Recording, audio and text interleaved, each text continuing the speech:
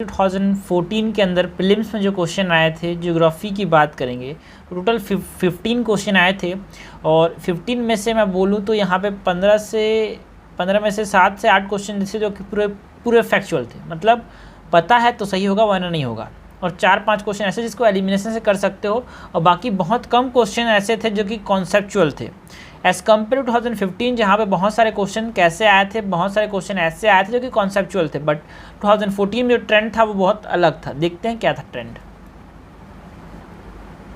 First question क्या बोलता है, which one of the following pairs of island is separated from each other by the 10 degree channel. तो 10 degree channel के द्वारा कौन कौन से आइलैंड सेपरेट किए जाते हैं।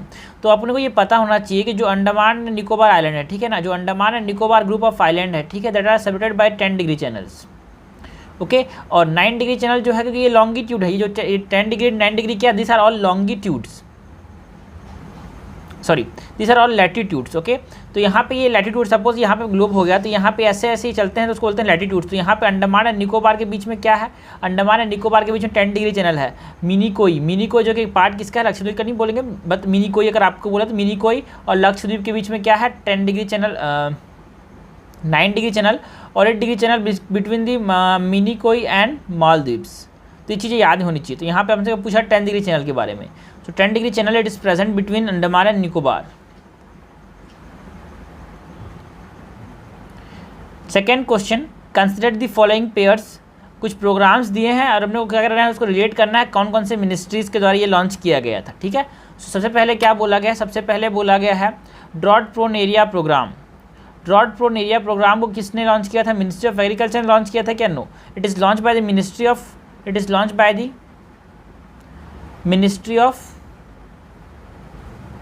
Of rural development. So this is incorrect. Second, desert development programme किसने लॉन्च किया था, yes, this is also launch by the same ministry, that is ministry of rural development ने ही लॉन्च किया था इसको, so this is also incorrect. Third, national watershed development project for rain fade areas, ठीक है, सो इसको किसने लॉन्च किया था, इसको लॉन्च किया था मिनिस्ट्री ऑफ एग्रीकल्चर ने, not by the ministry of rural development, it is launch by the ministry of agriculture. So this all are incorrect. हमसे पूछा क्या, करेक्टली मैच, तो करेक्टली मैच यहाँ पे कोई नहीं है, तो आंसर हो जाएगा नन। सो नेक्स्ट क्वेश्चन क्या है वो देखते हैं। Next question is, third number question है, which of the following phenomena might have influence the evolution of organism. पहला बोल रहा है कॉन्टिनेंटल ड्रिफ्ट, सेकंड बोल रहा है glacial cycles, select the correct answer using the code given below. हमसे question ने पूछा है भाई इसमें से कौन सा ऐसा फिनोमिना है जिसने इन्फ्लुएंस क्या किया है इवोल्यूशन को, ऑर्गेनिज्म का जो इवोल्यूशन है वो इन्फ्लुएंस किया है।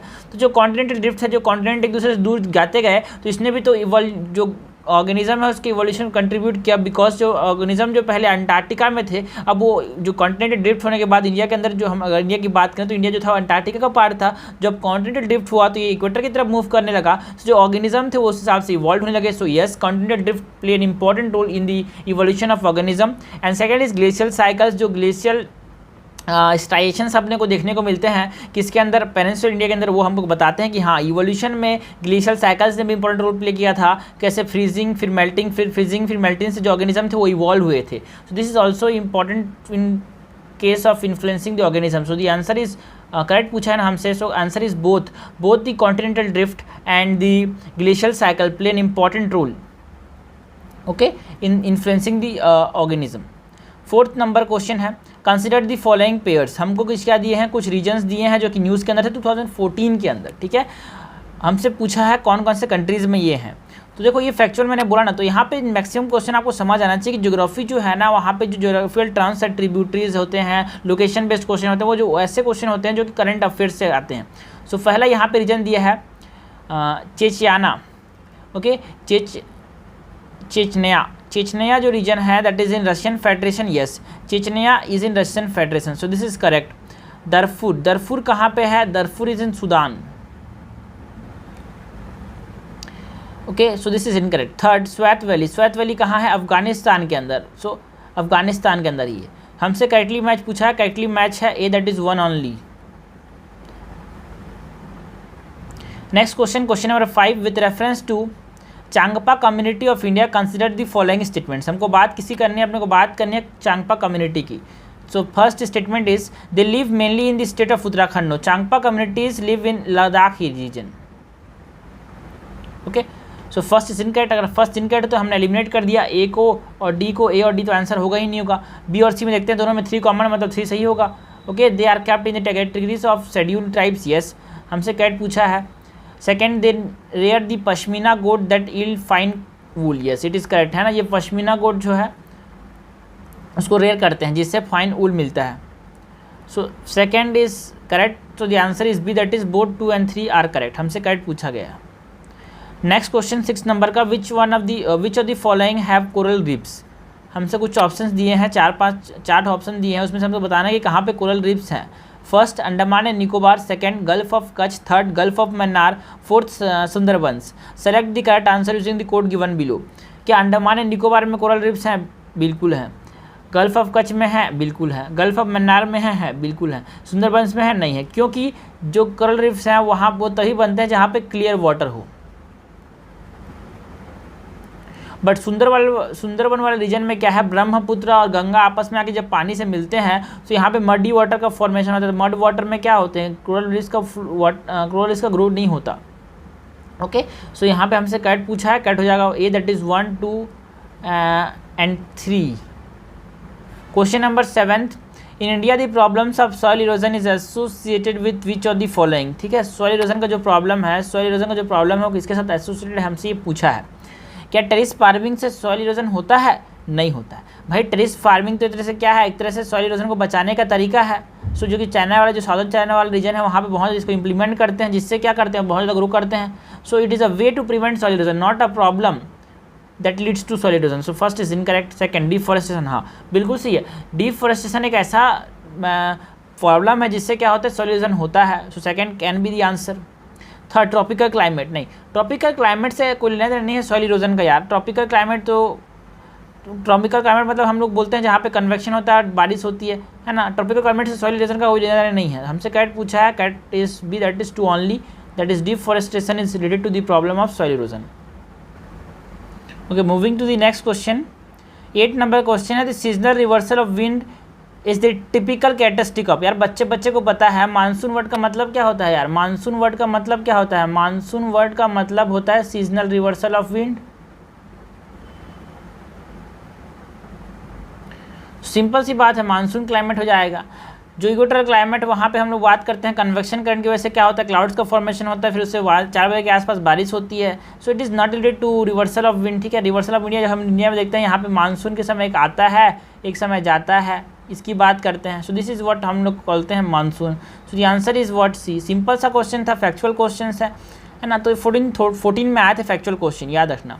उसके बाद कंसिडर द फॉलोइंग रिवर्स. हमको कुछ रिवर्स दिए हैं और हमसे पूछा गया है which of the above flows through Arunachal Pradesh. Arunachal Pradesh से कौन कौन फ्लो करते हैं. पहला रिवर दिया है Barak, second is Lohit, third is Subansiri. So इनमें से जो लोहित है और सुभानश्री है ये किस में फ्लो करते हैं, अरुणाचल प्रदेश वाले रीजन में फ्लो करते हैं. But Barak is a river in the Karbi Anglong plateau के अंदर, मतलब असम के अंदर एक रिवर है.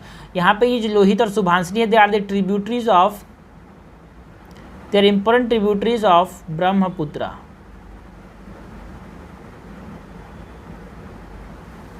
तो हमसे करेक्ट पूछा है क्या. यस, हमको अरुणाचल प्रदेश में कौन कौन फ्लो करती है हमसे पूछा है. तो आंसर हो जाएगा B, that is 2 and 3 flow through Arunachal प्रदेश.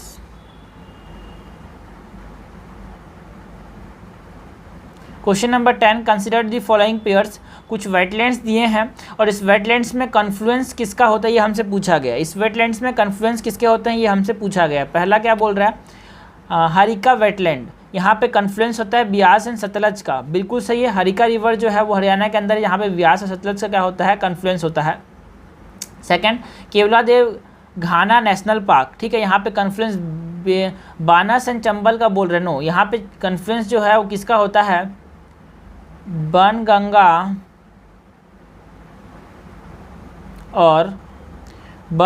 और गंभीरा. और कोलरू लेक जो है वो बच्चे को पता होना चाहिए जीके से. यहाँ पे कृष्णा गोदावरी का कन्फ्लुएंस होता है. करेक्टली मैच पूछा है. Correctly match is 1 only.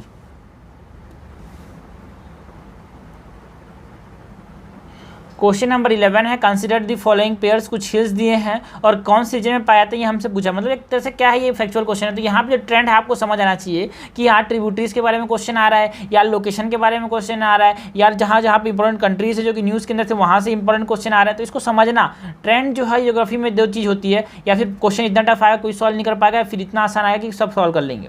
तो जो टफ क्वेश्चन है वो टफ इसलिए नहीं है क्योंकि वो कोई नहीं जान रहा, टफ इसलिए किसी करंट अफेयर्स से ध्यान नहीं दिया। जब ध्यान दोगे, क्वेश्चन सॉल्व करोगे, जो न्यूज़ में था जो एरियाज उसको आप लोकेट करोगे तो अपने आप सॉल्व हो जाने, क्वेश्चन अपने आप सॉल्व हो जाने। ओके, 11 नंबर क्वेश्चन है कंसिडर दी फॉलोइंग हिल्स। ठीक है, सो कार्डमम हिल्स कहाँ है? कोरामंडल कोस्ट, जो कि तमिलनाडु कोस्ट को बोलते हैं। क्या कार्डमम हिल्स वहाँ है? नहीं है। कार्डमम हिल्स जो है वो केरला वाले रीजन में है। ठीक है। Second, Kaimur hills Konkan coast. No, Kaimur hills जो है वो सेंट्रल इंडिया के अंदर उत्तर प्रदेश वाला है, some part of Chhattisgarh and Madhya Pradesh के कुछ पार्ट है, तो यहाँ पे हो गया। Third, Mahadev hills central India के अंदर है, बिल्कुल सही है, कैमूर के आसपास ही है ये भी। Mikir hills north east India में है, यस। सबसे हमारे पास करेक्ट क्या हो जाएगा? करेक्ट हो जाएगा 3 और 4। ओके, क्वेश्चन नंबर 12 है टर्की इज लोकेटेड बिटवीन। देखो इस समय क्या है, 2014 के अंदर जो ISIS था वो राइज में था, तो जो इराक है, सीरिया है और टर्की है, यहाँ पे इसी के लोकेशन बहुत ज़्यादा न्यूज़ में था, इसीलिए यहाँ पे क्वेश्चन पूछा गया है। तो आपको ये पता होना चाहिए टर्की है, it is important because of its location. जो कॉन्स्टेंटिनोपल था है ना, जो रोम का बहुत ज़्यादा यहाँ पे जो मतलब रोम ग्रो किया, फिर बाइजेंटाइन एम्पायर जो ग्रो किया, सब इसी के रीजन क्यों ग्रो किया? यहाँ पे स्ट्रेटेजिक इंपॉर्टेंस है because Turkey is located between the Black Sea and the Mediterranean Sea.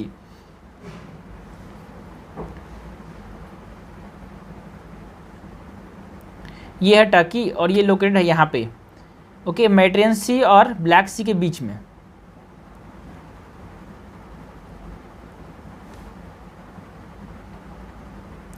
Question number 13, what is correct sequence of occurrence of the following cities in south east Asia as one proceed from south to north. रखना south to north पूछा है, लोग गलती से क्या करते हैं north to south करते हैं। यहाँ पे हर बार क्या पूछा, देखना साउथ से नॉर्थ पूछा है।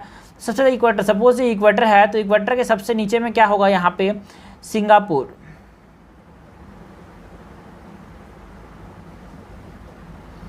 यहाँ पे है इक्वेटर के पास। उसके बाद यहाँ पे है जकार्ता, ठीक है, यहाँ पे है ये सी के अंदर है, सी के अंदर है। ठीक है, तो जकार्ता सबसे नीचे है, फिर सिंगापुर है, फिर बैंकॉक है, फिर हनोई है। तो Jakarta, Singapore, Bangkok and Hanoi. तो आंसर जाएगा C, that is 3, that is Jakarta, फिर सिंगापुर, फिर 1 बैंकॉक, फिर हनोई। सो यहाँ पे ये दिखेगा अपने को, सबसे नीचे में क्या है? जकार्ता है। सबसे नीचे में क्या है? यहाँ पे जकार्ता है, जकार्ता, फिर सिंगापुर, फिर बैंकॉक, फिर हनोई सबसे ऊपर में। Question number 14, what are the benefits of implementing the integrated watershed development programme. जो इंटीग्रेटेड वाटरशेड डेवलपमेंट प्रोग्राम को जो हमने क्या क्या इंप्लीमेंट किया, दूसरे क्या क्या बेनिफिट्स हैं ये हमको बताने हैं। First, prevention of soil run off, yes. जो वाटरशेड डेवलपमेंट प्रोजेक्ट है जो कि मेंस में भी आया था, उस देखो इसीलिए तो हमको समझना है जो प्रीलिम्स में जो टॉपिक आए हैं मतलब वो इंपॉर्टेंट है, उसके जो चांसेस हैं मेंस में आने के वो डबल हो जाते हैं। इसीलिए अपने को रेडी रखना है, जो प्रीलिम्स में आए थे उसको मेंस के लिए रेडी रखना है, उस टॉपिक्स पे क्या क्या क्वेश्चन बन सकते हैं उसको रेडी रखना है। ओके, सो फर्स्ट क्या है? Prevention of soil run off, yes, this help in preventing of soil erosion, yes. Second, interlinking और linking of the countries perennial river with seasonal level. यार ये वाटरशेड डेवलपमेंट प्रोग्राम का part नहीं, it is a part of interlinking of river.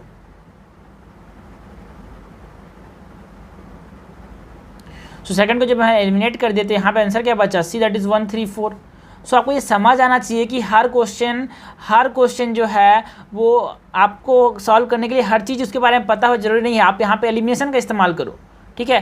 तो मैं मानता हूँ कि यूपीएससी ने अभी नया चाल चलना चालू कर दिया, एलिमिनेशन का जो हथियार है वो यहाँ पे फेल खाया जाता है, बट ऐसे नहीं कि हर क्वेश्चन में फेल खा जाएगा। आपके पास हथियार फेल खा रहा है तो सबके पास हथियार फेल खा रहा है, लेकिन उस हथियार को जहाँ पे इस्तेमाल कर सकते हैं, चाकू को सिर्फ खाना काटने के लिए इस्तेमाल नहीं कर सकते, बहुत सारे और भी काम है, तो उसके लिए हम यहाँ पे इस्तेमाल कर सकते हैं उसको।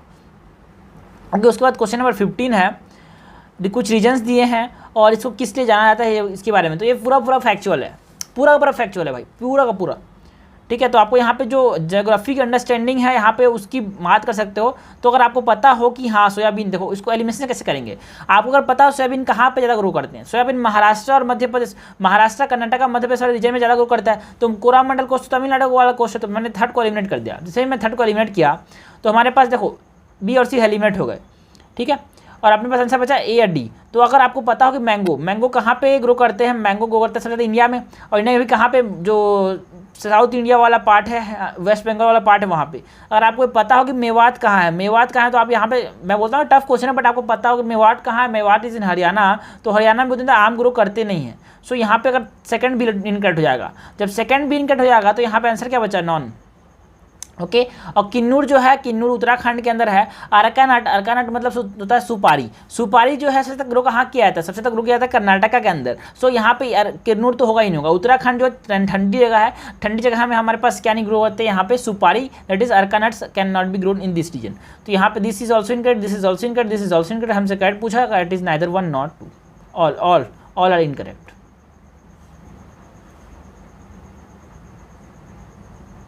So this all.